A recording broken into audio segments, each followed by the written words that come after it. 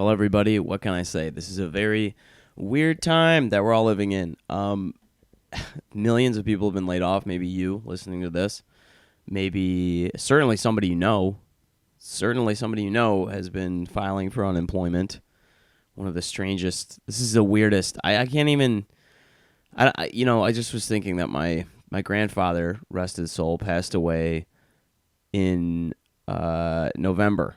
And he lived his whole life, born in the 30s, lived his entire life, never had to deal with a situation like this. I mean, he was born during / after the Depression happened and grew up in a world that was difficult to get work in, difficult for people to, to find work and make things happen. But he grew up and lived his whole life and never had to deal with a situation like this. The economy's roaring and then comes to a screeching halt.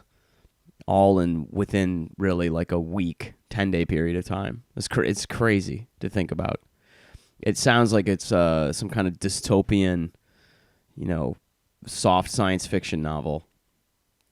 So, what a great opening to a comedy podcast. But it's interesting because everybody's been talking only about this, and everybody's only been talking about what we can do, what anybody can do, and I've been having a lot of time to text friends and taking a lot of strength, I think, from texting friends and making jokes and all kinds of stuff. And one of these friends is Jeremy Miller, who's a branding marketer. He's focused on branding. He wrote a book called Sticky Branding. He wrote a book called Brand New Name. Had him on the podcast before, but he's a really intelligent, really funny guy. And we got to talking last week, and he mentioned to me, he's like, I've been seeing, I said this to him, I've been seeing his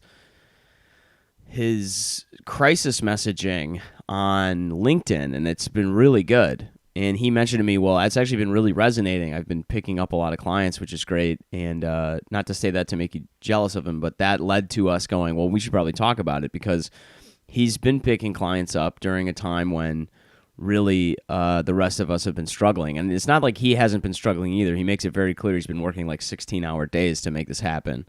But that being said, he has lived through a number of crashes. He's lived through the crash of 82. That was kind of when he just started like working, I think, for his family's company. He basically, or 87, I forget what year. 82 would mean he's like almost 50. I don't know how old you are, Jeremy. Anyway, whatever that crash was in the 80s, he lived through that one, worked through that one, lived through the 2008, and really has, and worked through that one, and has experience on what he needs to do in order to get ahead of it. And he talks a little bit about it here. He's actually going to have a great course on it on 420. But he's going to have it. I'll have it linked in the show notes. But just him talking a little bit about his thinking and his feelings behind it, I think, is enough to give us a little shot in the arm. It's certainly inspired me, so I'm going to have some stuff going on. 2, I'm going to be doing a happy hour with a buddy of mine, Lancey Joe, who's a comedian here in Chicago. I'm in Chicago, by the way. This is where I'm quarantining. And we're going to be doing a show called The Happiest Hour. Sign up in the show notes. There's going to be a link there. You can get the sign up. It'll be a live stream that goes on at like 5:30 Central Time, maybe 5 p.m. Central Time. I'll have all the details in there. And we're just going to have a drink, have some guests, have some fun. It's going to be a live stream. So come in and check it out. Sign up. Hope to see you there. And keep a stiff upper lip and get ahead of this thing. It's clear that there is opportunity still. There is opportunity for people who have lost a job position to rally and get in there, get online, find a way to do something. I know that's easier said than done. I know, but Jeremy Miller's here to talk about it, and he's got a course about it. So take care, everybody. I hope you're well. And here we are, my conversation with my very, very funny buddy, Jeremy Miller.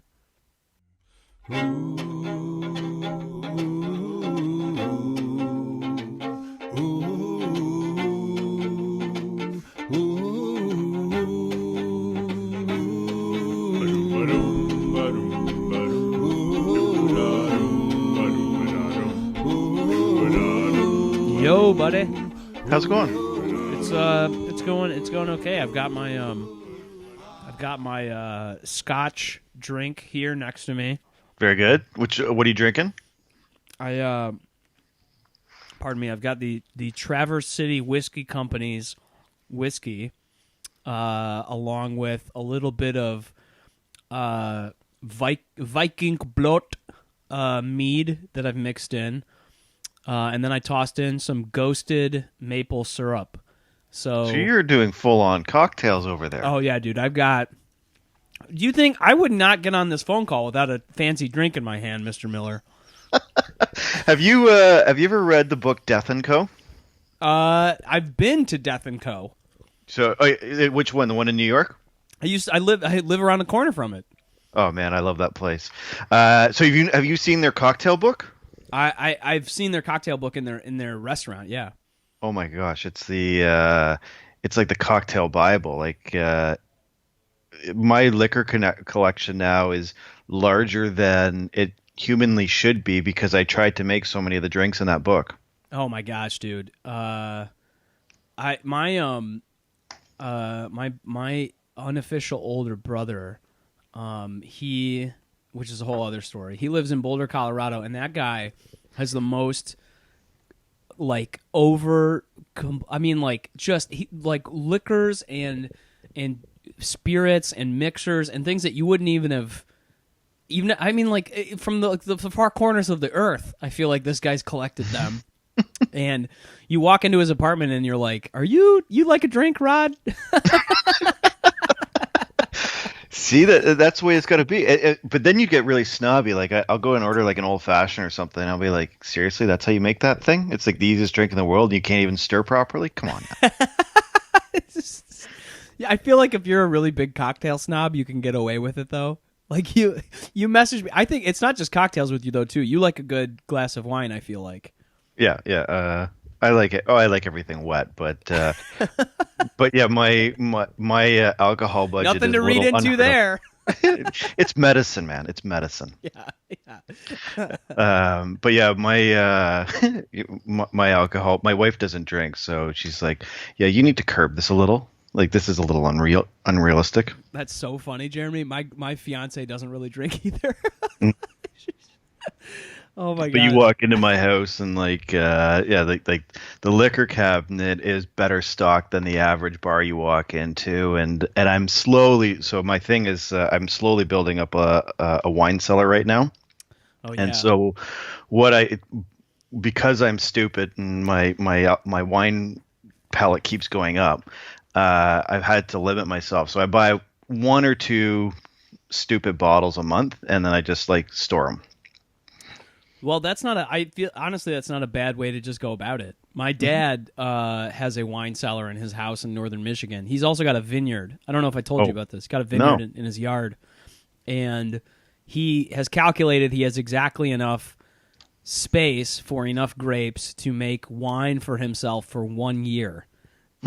So he makes his own wine and he's got this wine cellar, and that's the way he did it for a long time. And actually some of the bottles he bought, he keeps track of on, I don't know, their various, wherever someone does that. Yeah, And apparently, solar tracker. yeah, apparently they are pretty, when they peak are pretty good and can go for a decent, I don't know what the resale value of his wine cellar is, but apparently depending on the types of wines you get, you can actually, if you just buy things that you otherwise think are mediocre, then keep them in your basement for a while, can actually go up in value quite a bit. Well, yeah, age does everything for it. Like it's like most of the stuff when you're going and buying and drinking is usually too young.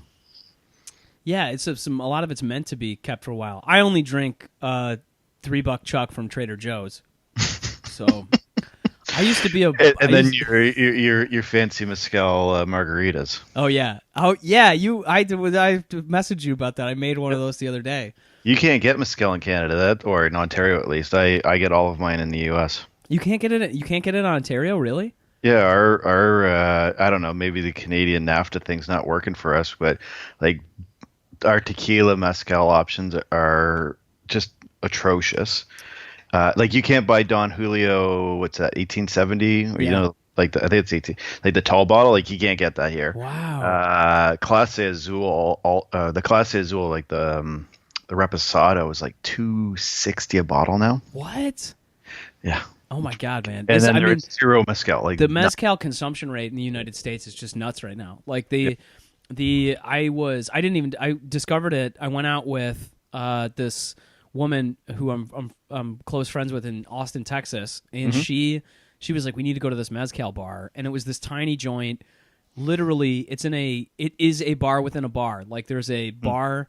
I don't even know where it is in Austin, but you go in, and then there's a second floor, and if you walk through a false wall, there's another set of stairs that takes you to a third floor, and so that's it's like a speakeasy mezcal bar. Yeah, within another bar, and it's That's so rad. the only place they serve mezcal in that whole bar is in that tiny third floor bar, and if you don't know about it, they don't tell you.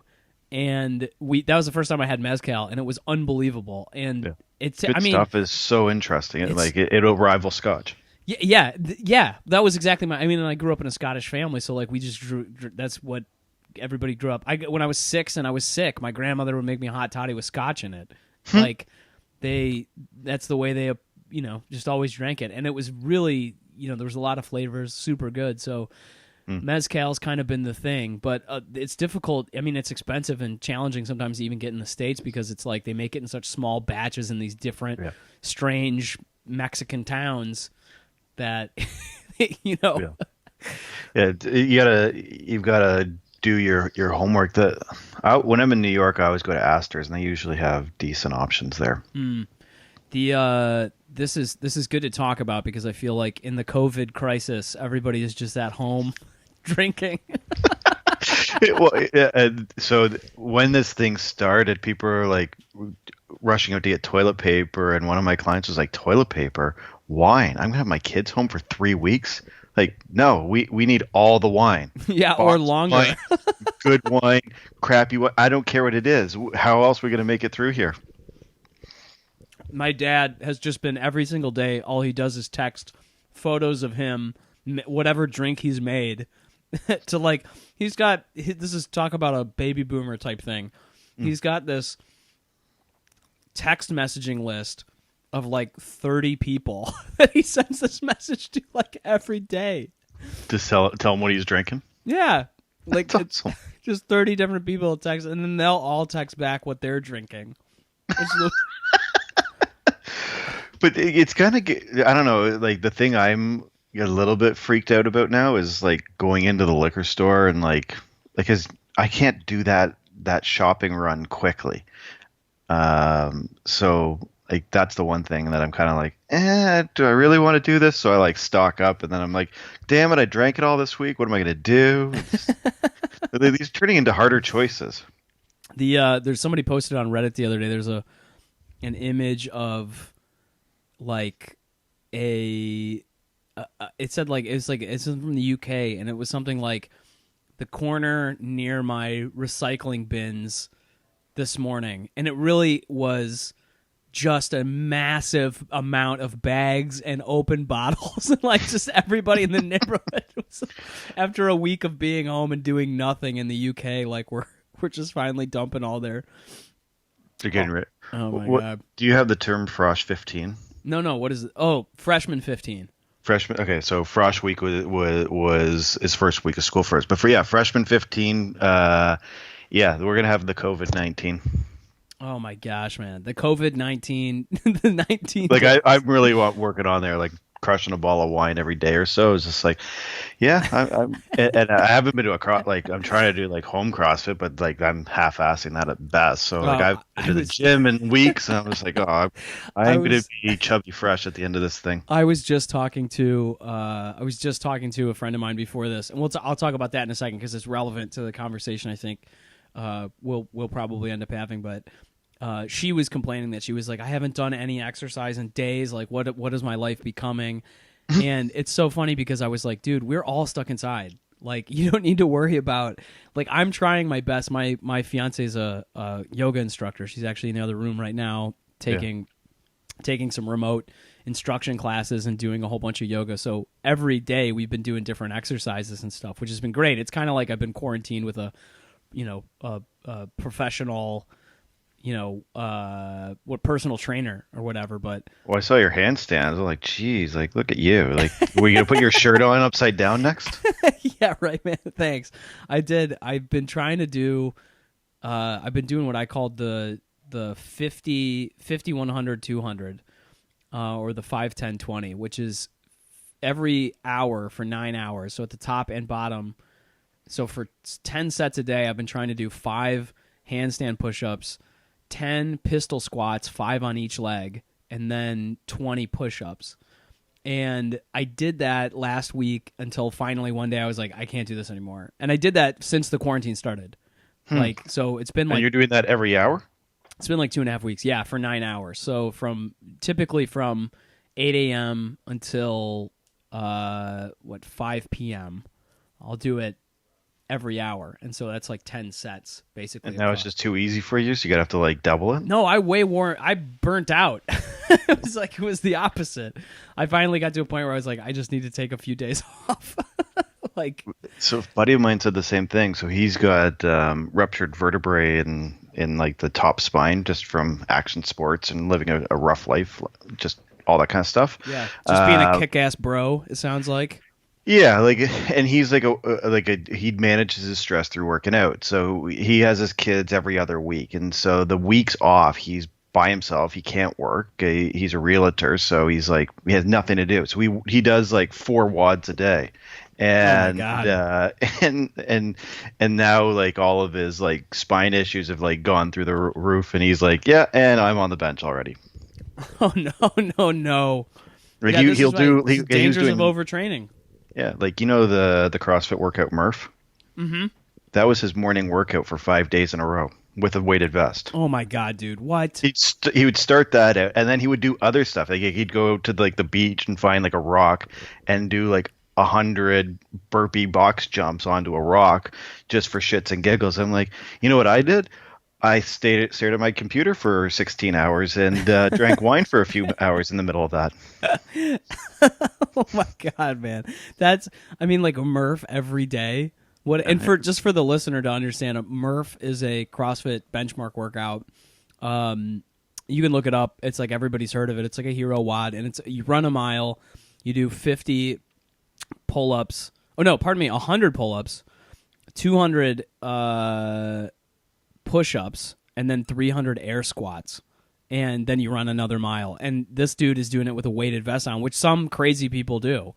Mm-hmm. And that every day for 5 days. I did it every week for an entire summer. I did it once a week, and it was rough. That was rough. I can't even imagine doing it every day. Your shoulders would give out. Yeah. Well, yeah. The people are you're trying to find escape, right? Like, Yeah, something. What is the way you're going to cope? Some people are eating, some people are drinking, some people are working out. I'm going to everything's Pornhub. going. Your fiance must be so impressed. Oh, there's Brendan again, just rubbing one out. Cool.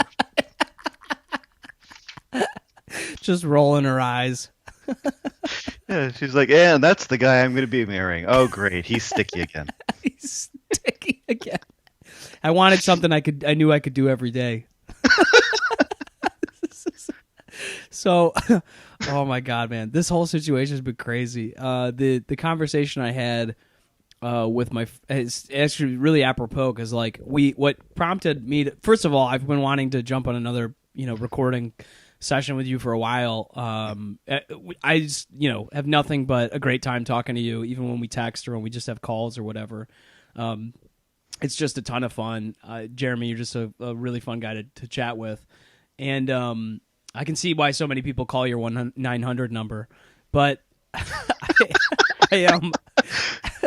that voice, it really resonates, right? Just right down in your loins. It's true. You need to do an ASMR YouTube channel. Is what you need to do, where you're very, very close to the microphone and talk and just saying really reassuring things to people.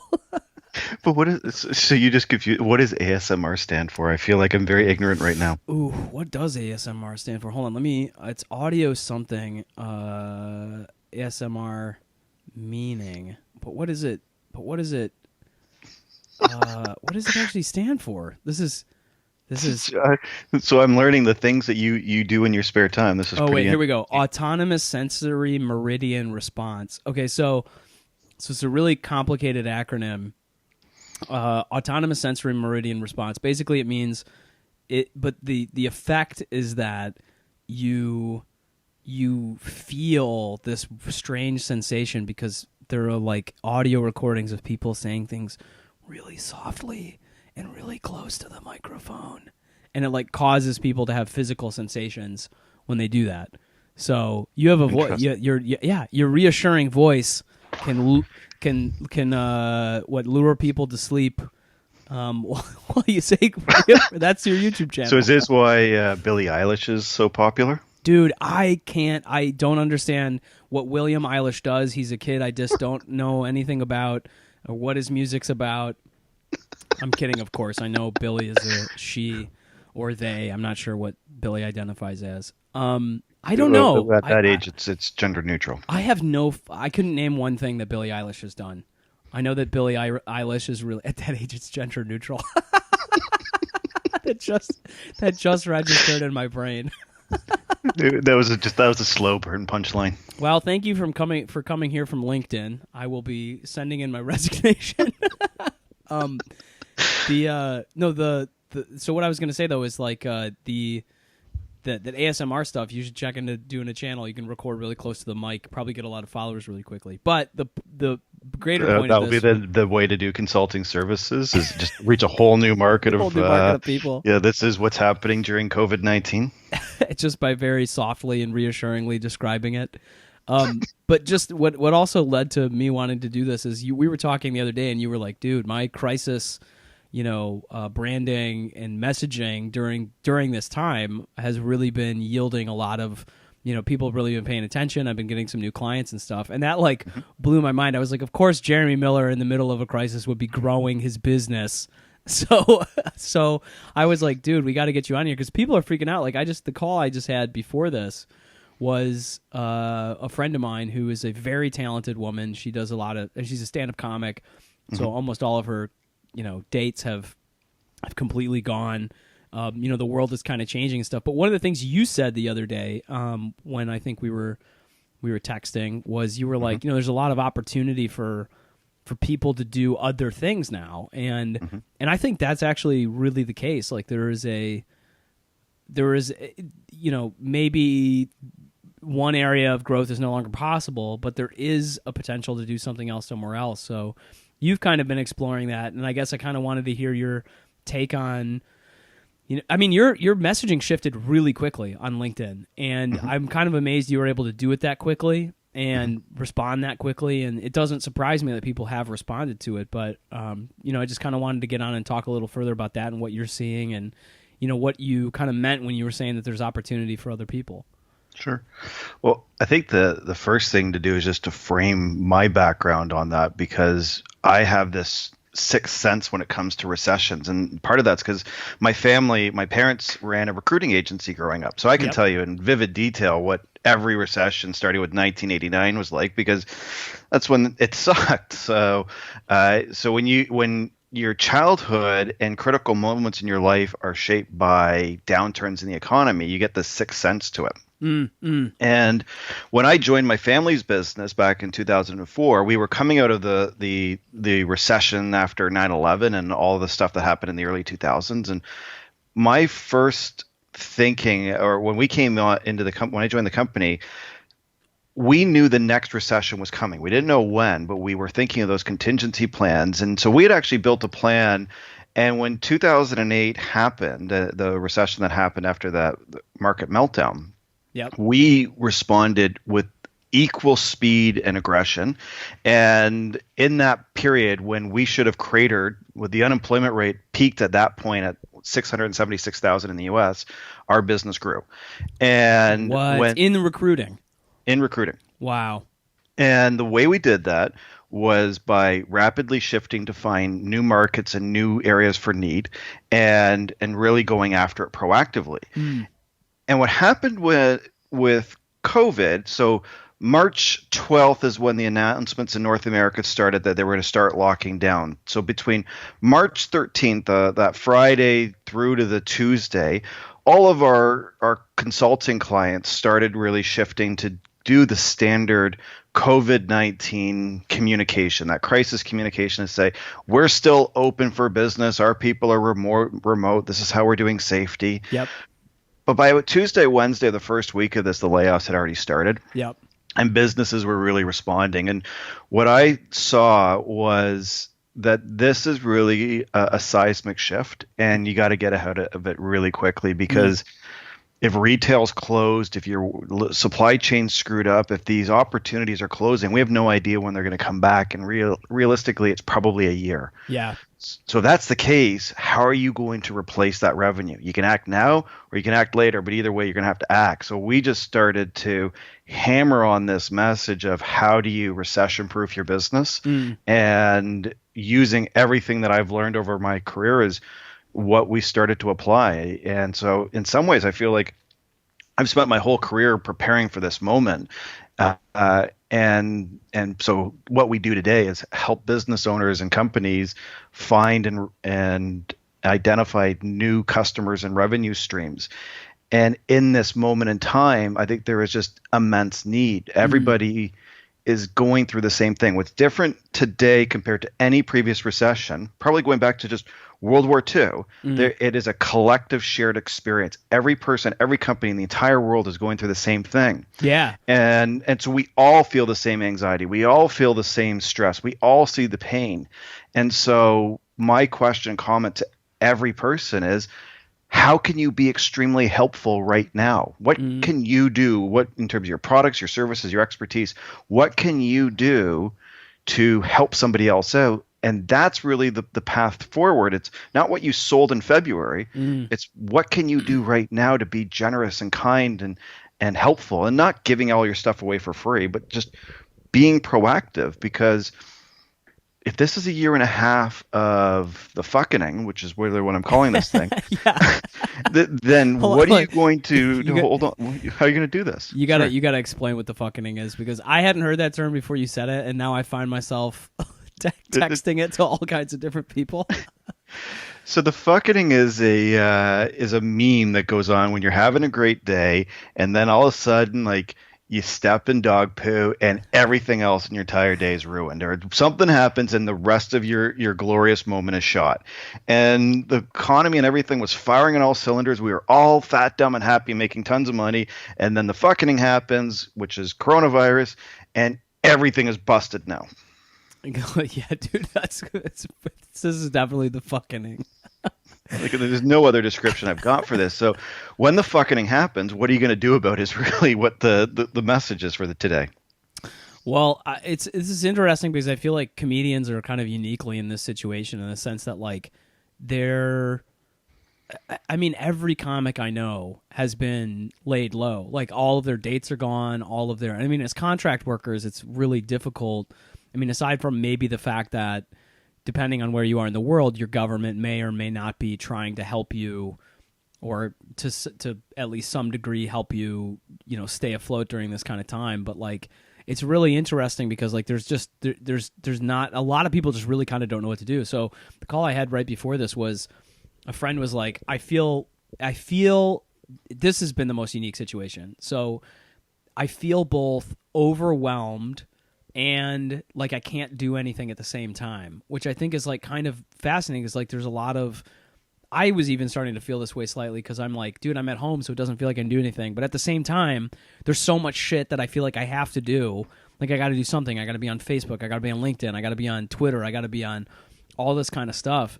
How do you, and I know this is not like what you're not a personal productivity guru or anything, but I'm sort of curious, Jeremy, just looking at your, like, the Sticky Branding website, your marketing, and even if you Google, like, I should tell everybody, if you just Google Jeremy Miller and that idiot actor doesn't come up, instead the one from Punky Brewster. Ben Seaver? Ben Seaver. Yeah. In case that one, if you Google Jeremy, a lot of the stuff that's coming straight up now is a lot of the things that you're talking about recently, or have tweeted about or messaged recently about, crisis marketing or combat COVID-19 or any of that stuff. How were you just able to get your ducks in a row to even do that? Like, I mean, look, the bowl with the mask on it. I don't know where you got that image from, the How to Recover Revenue Taken by COVID-19 article, but like, I feel like that's it's such an iconic image immediately. This is like really, really well done, man. Like, how did you get it all together that fast? Fear and panic. I'm not joking. It was sheer fear as this thing kicked in, and as I said, the programming from coming from a recruiting family that I have an employee who works for me in Calgary, Sarah, and I didn't want to lay her off. I didn't want to come to that decision, but all of our core services were almost made irrelevant on that moment in time, and so I do not have a productivity hack. I would not even call myself. I'm the master of procrastination. Yeah, we talked about the timeline for your book, which I will leave off of this podcast. But we went through it, and I was like, "Holy shit, Jeremy!" Yeah. It takes me a really long time, and then I get everything done in a short burst of panic. Like if you Google the procrastination panic monster and the distraction monkey, that is my life. Oh my gosh. So the reality is, when this hit, fear kicked in. But every day feels like a week to me. So since this thing has started, I would be averaging 15, 16-hour days, 7 days a week. We've been working at an exponential pace. I don't think it's sustainable long term, but it's very purpose-driven, because I do believe that the work and the message that is coming forward is the thing that people need to hear, that you've got to get ahead of this thing. If this thing goes on for a year and a half, and you're a comic, you can't go to a comedy club, you got to figure out something else. What's your other thing? And the other side of this is, you'll hear economists say this is a black swan event, meaning this is a once-in-a-lifetime, unpredictable event. I don't buy that. I think this is a seismic shift that's going to affect social behaviors, government, economics. It's changing new needs and behaviors. And so this is the golden opportunity, especially for comics, is you have every tool and technology and platform available to you to reach your core audience. People are having live streaming events that you can actually be doing live comedy versus, say, YouTube comedy, and recreating much of what actually goes on, and get real-time feedback, especially with Zoom or Microsoft Teams, where you could see people or Facebook and live respond. stream. Yeah, all of that stuff is all people can comment in real time. Nobody can do that in a comedy club unless they could be heckling you. So this is a really good point that you're making. I mean, Louis C.K. just released yesterday his newest special. Sincerely, by Louis C.K. It's on his website. I haven't even watched it yet. And regardless of your feelings about Louis C.K., he could not have timed this better. Like, people are inside. He's a huge name. Like, love him or hate him, so many people are going to go download and watch that special right now. For sure. But I think the real opportunity is not for the Louis C.K.'s and the Dave Chappelle's and the guys that have already made a name for themselves, or gals. Let's be gender equal, I guess. Yeah. But women can be funny too, Jeremy. Yeah. Thanks for pointing that one out. But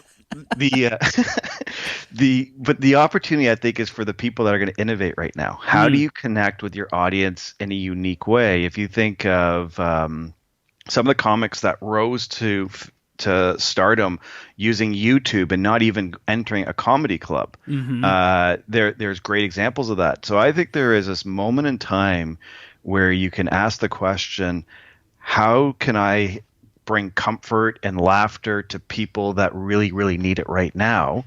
And I don't think you have to give it away for free. This is the other side of it. I really think it's a mistake when everyone's giving their entire collections away for free for some silly idea of personal branding or reciprocation, hopefully, that it will come back to later on.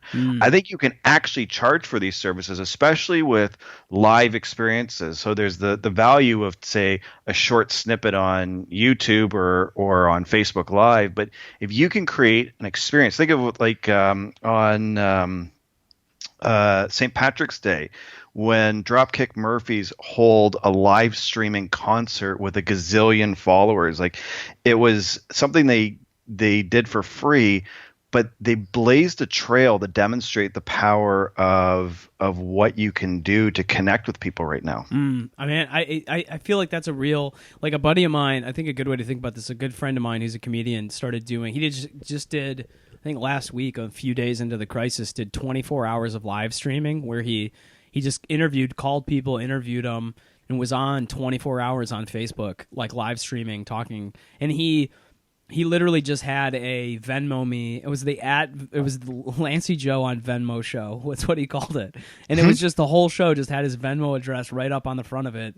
And people were messaging him a couple dollars here or there. And I think he paid his rent actually doing that for 24 hours. Like, that's so awesome. Yeah, it's kind of amazing. And I think that's actually a good idea, kind of a good, maybe quick and dirty distillation of what you're describing, which is like, just find something. Like Lancey went on.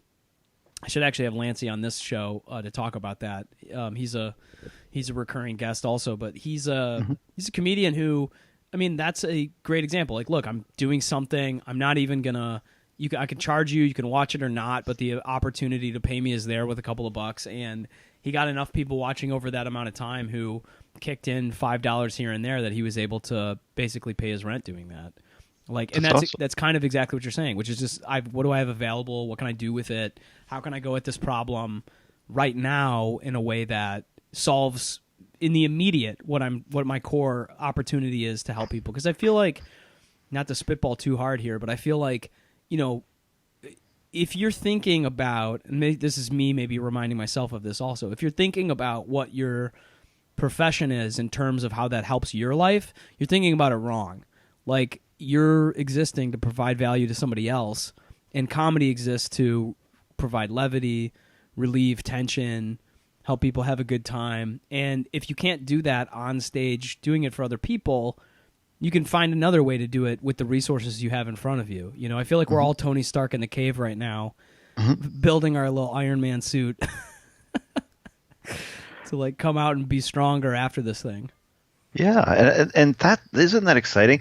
And so there's a concept in my first book, Sticky Branding, called function that resonates. When you take two disparate services, combine them together to create greater value. And I think this is another opportunity, especially for speakers, authors, comedians, is how do you take your craft, say comedy, and combine it with expertise? So let's take you as the example here.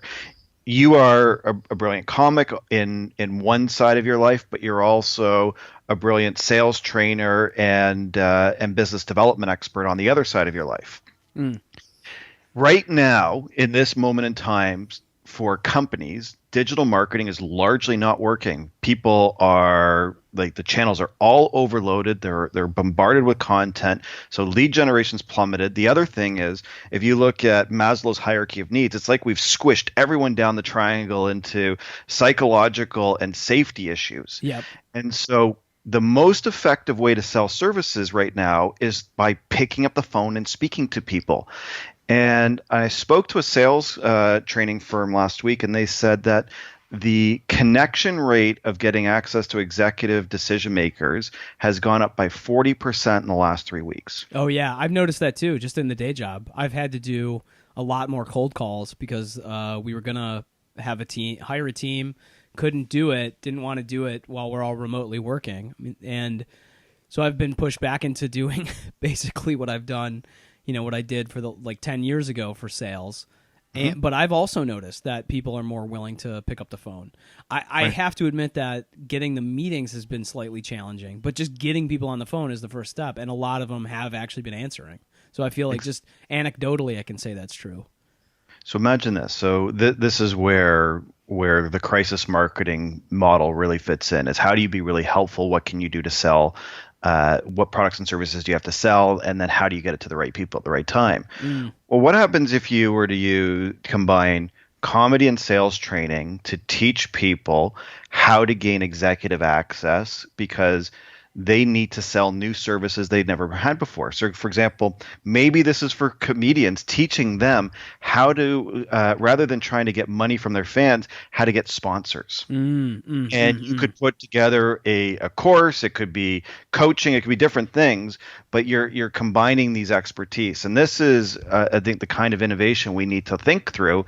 Is our crafts are all in a state of flux right now, but if we are open-minded and creative, we can actually create exponential value that pays the bills and grows you. And if you are really good at this and are experimenting actively, you will probably find better vehicles to deliver your services and your expertise at the end of this than you have right now. Hold on, I'm writing that idea down. Invoices in the mail. So, yeah, this is actually the reason why I called you here today, is I needed you to help me. I needed you to come up with a business plan to save that income lost by COVID-19. That's what we're here for. And so what I'm doing is, for example, starting on April 20th, I'm running a public workshop called the Crisis Marketing Workshop. And this is exactly what we do. So week one, what are the opportunities that you have? What are the clusters that you could possibly sell by taking different needs, different products, and other ideas, putting it together to find opportunities. And then we go out in the field and you test it. You talk to people and you survey them. Then we build the messaging. Again, you go out in the field and you test it and you sell it. And this is really the behavior we need to have, is to conscientiously identify a need, create a product or service, back of the napkin, nothing too sophisticated. Call people, test it, see if it works. If you can sell it and you can make a nickel, you go on to the next time. And if we do that well enough and fast enough throughout this whole year, you're going to build a really kick-ass business. Dude, I feel like this is going to be my next thing. I'm going to have to start figuring out. Well, I feel like it's strange because I feel like this is a time to really think about that kind of innovation. Is like, what are you going to, what product or need can you identify? I mean, like right now, I thought about this just on a run the other day.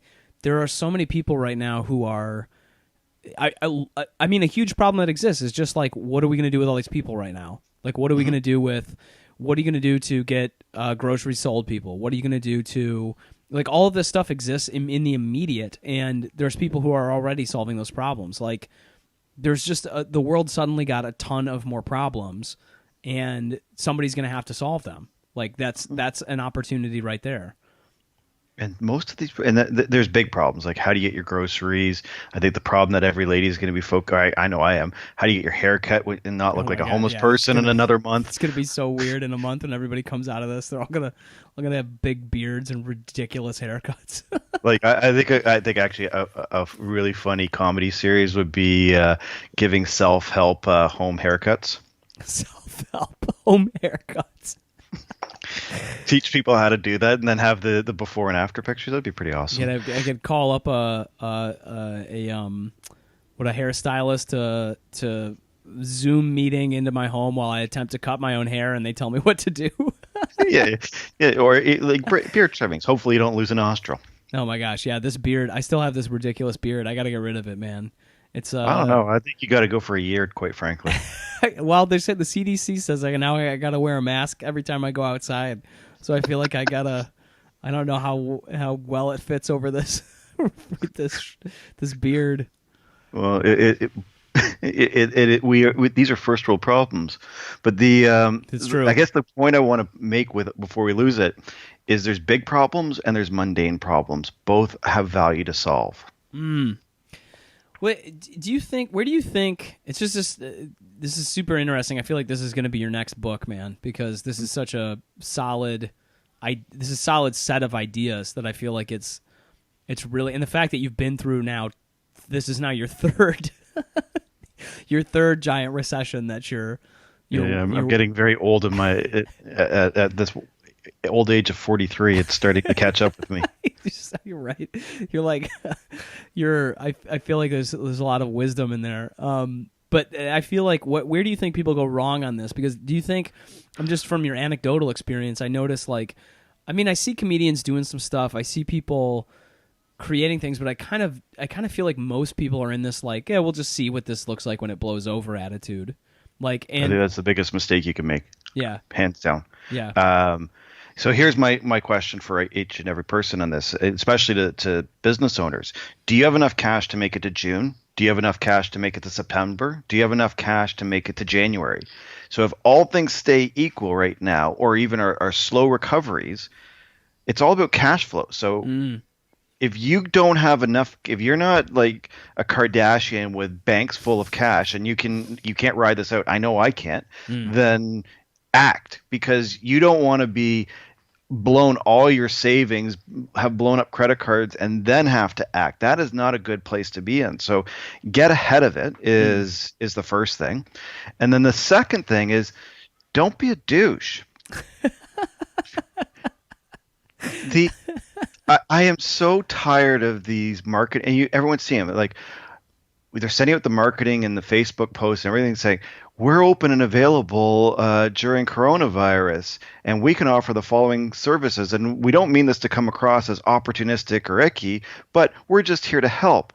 And you're like, yeah, but that comes across as opportunistic and icky, and you just look gross. So, like people telling people that your business is open is douchey. You just don't do that. Like, how are you going to be helpful? That's really what people are asking. Yeah, nobody cares that you're available. We all are. Like, Monday is no different than Sunday anymore. So Dude, yeah, cool. There's only 3 days of the week now. There's yesterday, today, and tomorrow. There's nobody. I don't even know. It's like Sunday, I guess. Like, What are you doing today? I don't know. Hanging out at my home. Like same thing I do every day. Yeah. Oh my god! Making cocktails and posting them to my friends, my 30 friends on on my Messenger. chat message. My group message, my group chat. I feel like we've all entered the world of Pinky and the Brain. We're like, what do you want to do today? The same thing I do every day, Pinky. Get drunk and message my friends. Yeah. And so, if that's the status quo, that kind of messaging is it's at the end of the day, it's not bad. It's not going to hurt you. It's a waste of time. Yeah, man. This is good for me to hear. I feel like this was like a shot in the arm that I kind of needed. Also, not that I have been slacking. You're posting, telling people that you were open and available for comedy. I'm open and available for comedy. And then it was a selfie of me looking at Pornhub. Like it. I'm telling you, there's mic really close to your mouth. yeah, that's right. It wasn't a full body photo. I feel like there's a giant, not to switch gears this hard, but there's definitely an opportunity for people to be posting funny content on Pornhub. They are getting. I know this sounds crazy, but just hear me out. There is so many people watching that service, and it's all porn, of course. But it's like do something funny. Put a funny sketch together that doesn't have anything to do with porn or sex or anything, and just post it and see what happens. I might end up doing that because I feel like it's such an untapped market. Like, so this is where you got that function that resonates. You're going to do comedy, sales training, and porn on Pornhub. Yeah. It's an untapped market. No one's even thought of it before. No one's thought of this before. This is this is the best way for my 3 Venn diagrams to overlap. So can I ask you a question, because I can't figure this out? Sure. How is Pornhub so popular right now when everyone's stuck at home with their kids and their spouse? It's like, it's not like they don't know what's going on in the other room. So like what kind of open relationship do you have? Yeah, right. It's like it's nobody's. I don't know how they're doing it either, man. I think it's got to just be those college students who have all got their classes canceled.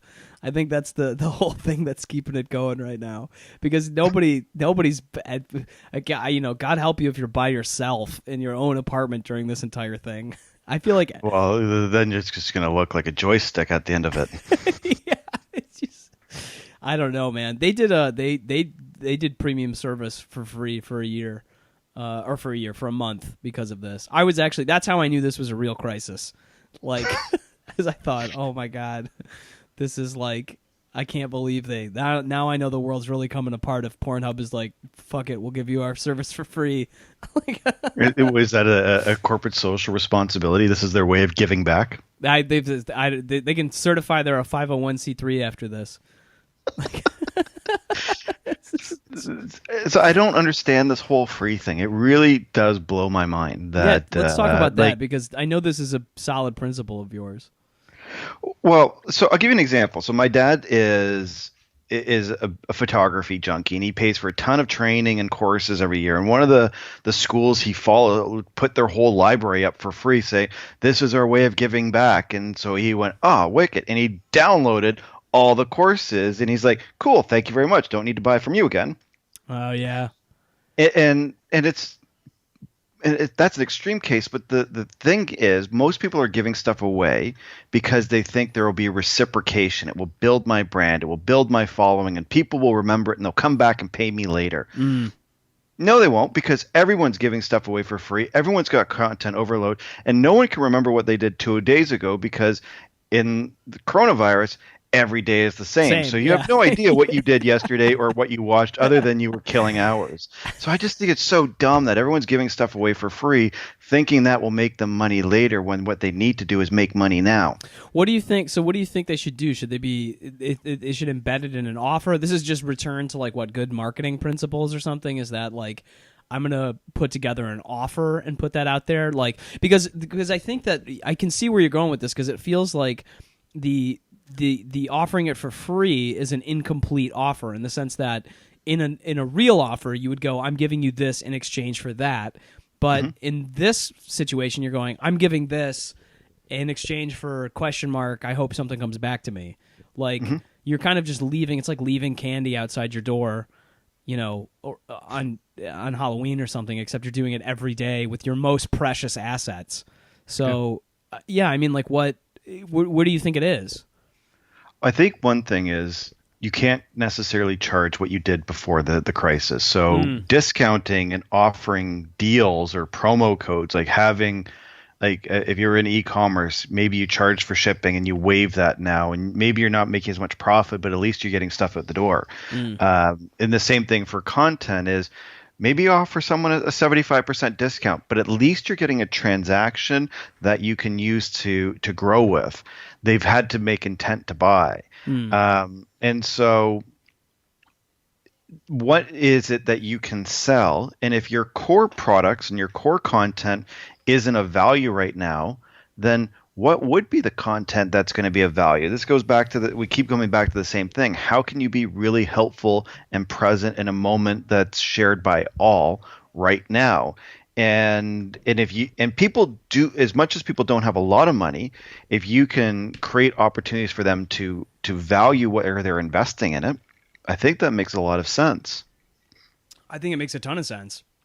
I feel like, I'm looking forward to this thing on the 20th because, first of all, I'll be high because it's 420. But secondly, I feel like this is a great. Like you're doing. Just to break down what you're doing. You're doing a service in the same way that you're describing. Like all these people are like, "What the fuck do I do?" And you're like, "This is old hat to me now. Sit down. Let me show you how to handle a recession, guys." And that's kind of what you've put together. That's exactly the same. You've done exactly what you're describing. Right. And in that we're doing it with a group of people, we're all in it together, and it's action oriented. You got to get out of your comfort zone and talk to people and sell, and that's really what the Crisis Marketing Workshop's doing. And in my case, we're giving it away for like low prices. So the way it's priced is $4.95 Canadian, which I think is about like $1.50 American.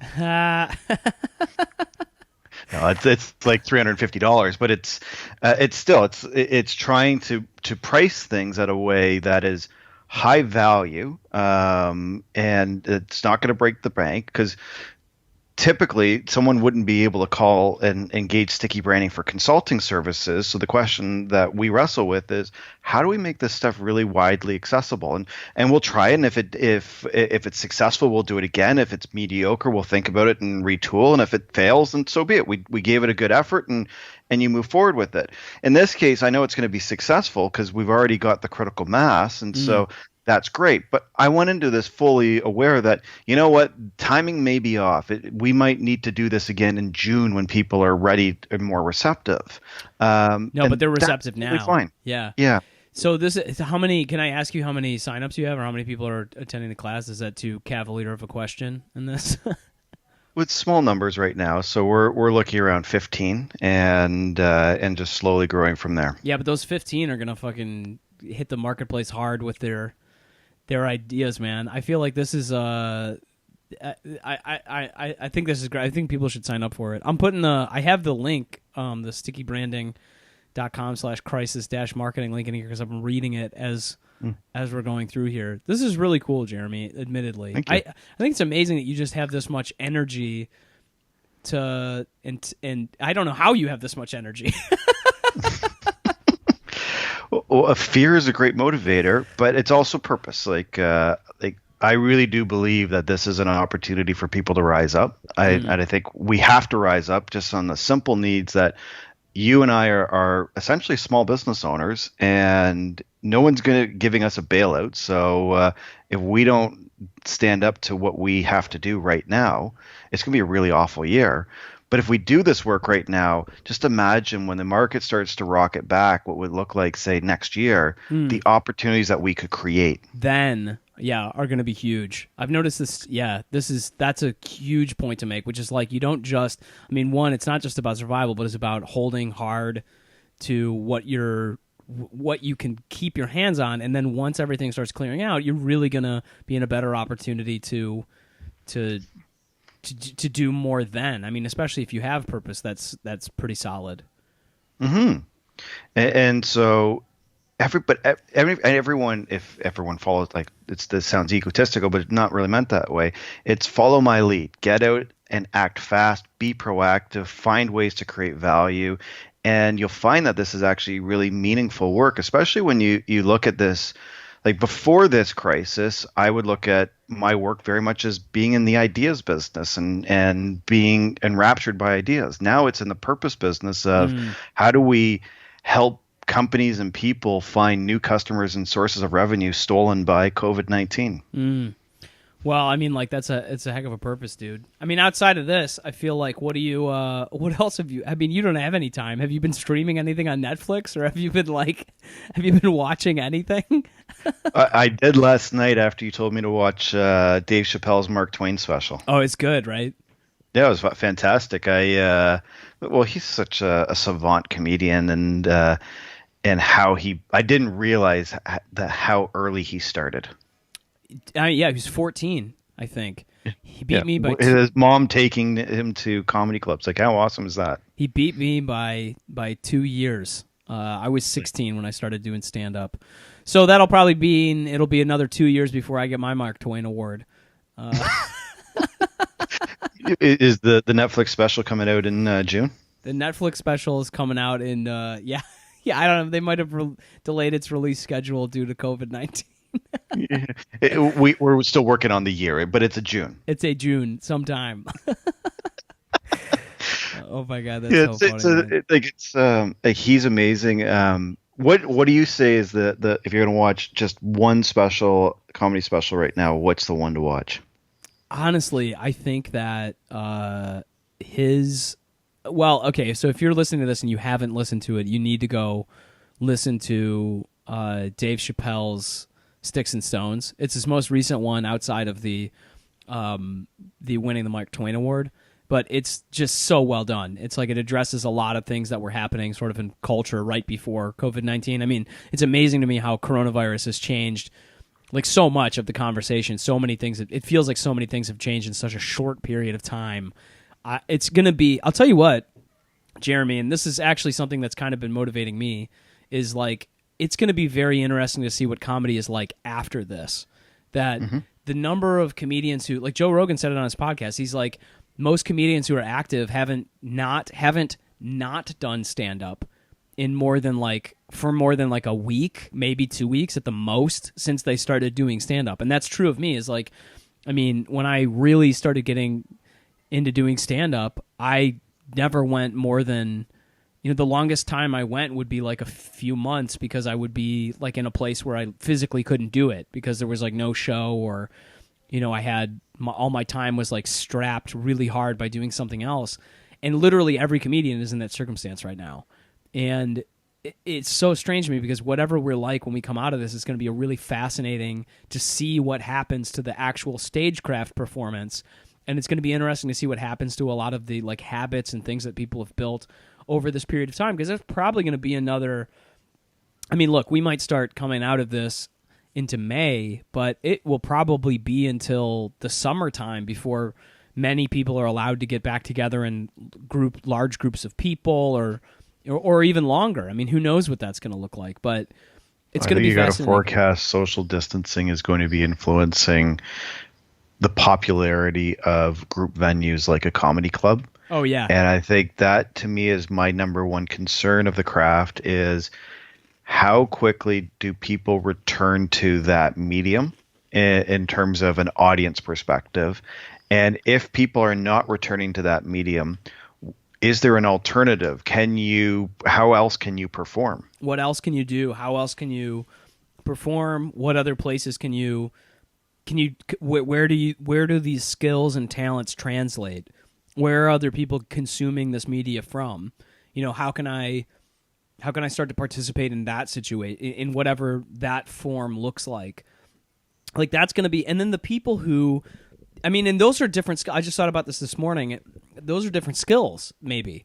Like it could very well be the case that like you could be a great comedian, performs on stage, writes great jokes, but you are actually not very good at doing TikToks and Instagram TV posts and whatever. And now someone else who isn't that great of a stand-up is going to be better at those things and is going to reach. I mean, the whole form of the way we think about comedy might end up changing in the next year because of how this is affecting it. So what do you see, like if you don't have the stage and the reciprocation of the audience and that energy and response, can you still have the same ability to craft and develop jokes?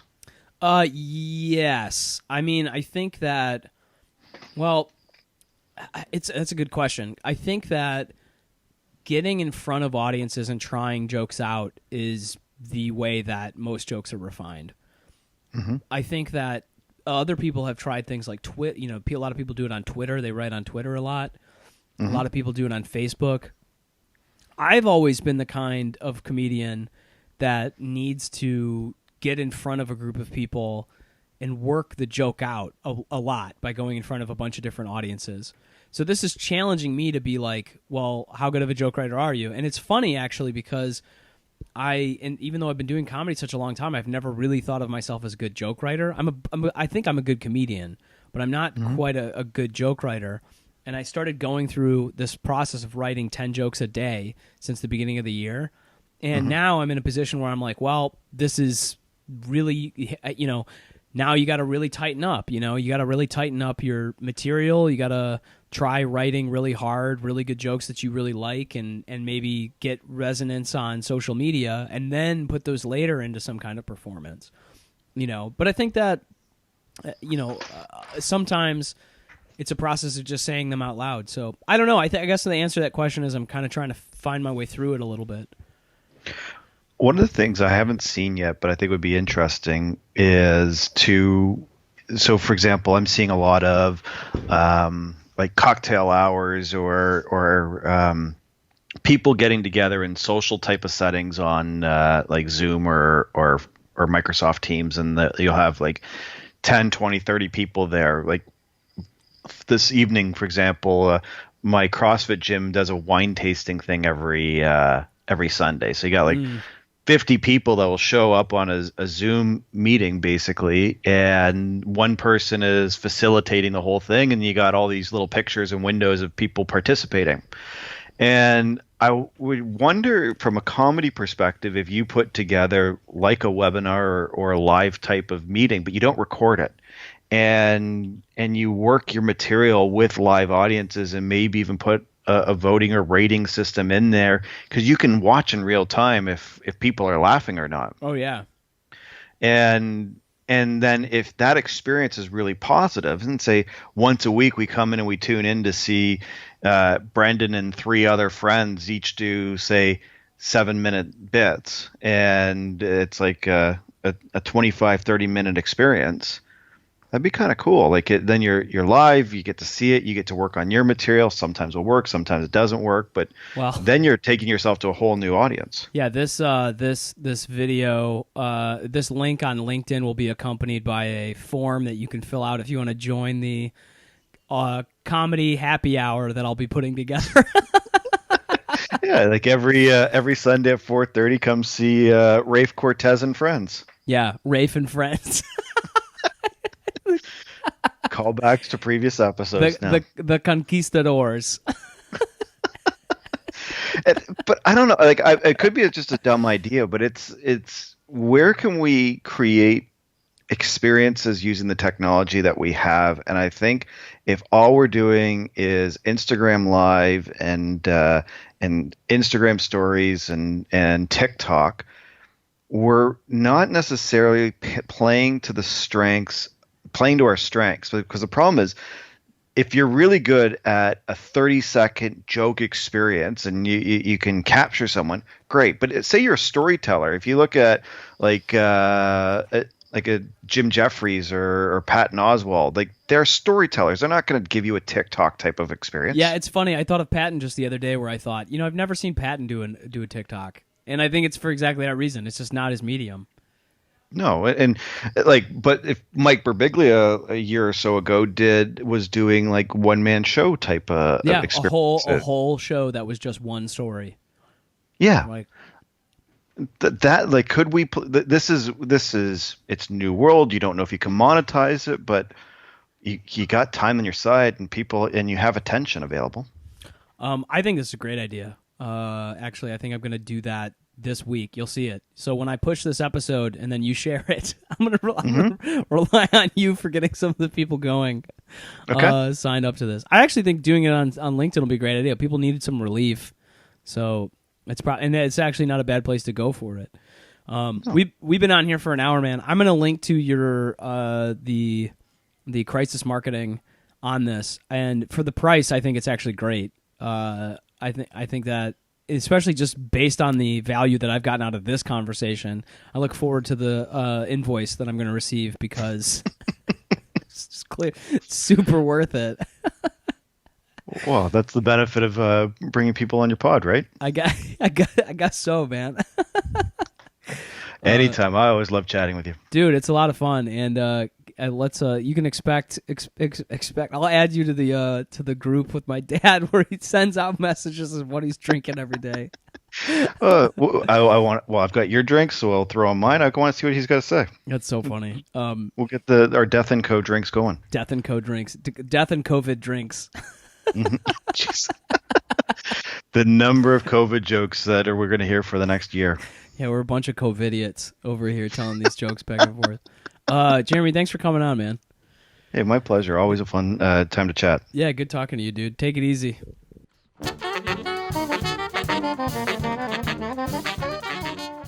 Thanks so much for listening to the Madness Continues podcast. Once again, this is Brendan Lemon. If you liked what you listened to, please take a minute to to subscribe, to give us a rating. It really does mean a difference. I say us like there's more than one person doing this. It's just me, everybody, so every little bit of support you can lend would be really appreciated by me. If you want to share this podcast, it would really, really, really mean a lot to me. I hope you come back. I hope you listen and check out the other podcast I produce, Funny Planet, where we talk to different comedians from all over the world about what they're doing and how they are funny in their own cultures. You can learn a thing or two and you'll have a laugh too. Anyway, take care. Take it easy. We'll see you here next time.